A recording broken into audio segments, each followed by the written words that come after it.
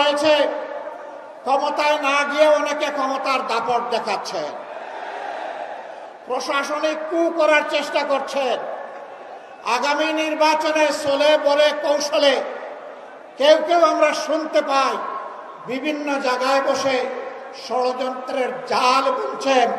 জনগণ ভোট দেওক না দেওক ক্ষমতায় আমাদেরকে যেতে হবে।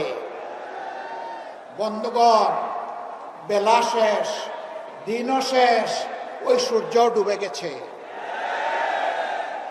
এ বাংলাদেশে এটা আর হবে না। আমরা হতে দেব না ইনশাআল্লাহ।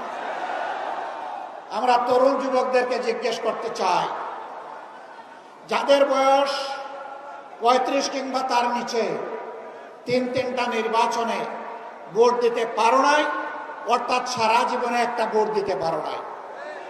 আগামীতে তোমাদের ভোট নিয়ে কেউ ছিনিমিনি খেলুক, কেউ চুরি করুক, কেউ তোমাদের ভোট হাইজ্যাক করুক, তোমরা কি তা বরদাস্ত করবে?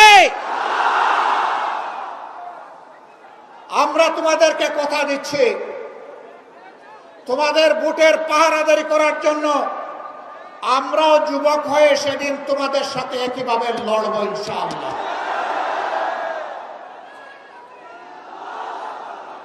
এখন থেকে আমরা সারা দেশে জনগণের ব্যাপক ভালোবাসা দেখতে পাচ্ছি।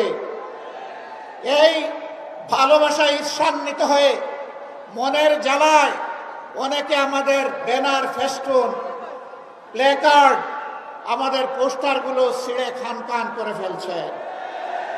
বন্ধুগণ, টের পান নাই? জনগণ আজকে আর গাছের পোস্টার, লাইট পোস্টের পোস্টার, রাস্তার উপর দড়ি দিয়ে সাজানো পোস্টার দেখে সিদ্ধান্ত নেয় না। আজকে তারা সিদ্ধান্ত নিয়ে ফেলেছে, যাদেরকে তারা ভালোবেসেছে তাদের বুকের ভিতরে তারা পোস্টার স্থায়ীভাবে স্থাপন করে দিয়েছে।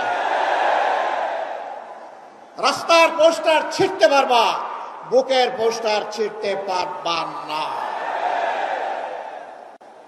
অতএব ওই পোস্টার ছিঁড়াছিঁড়ি করে কোনো লাভ নেই।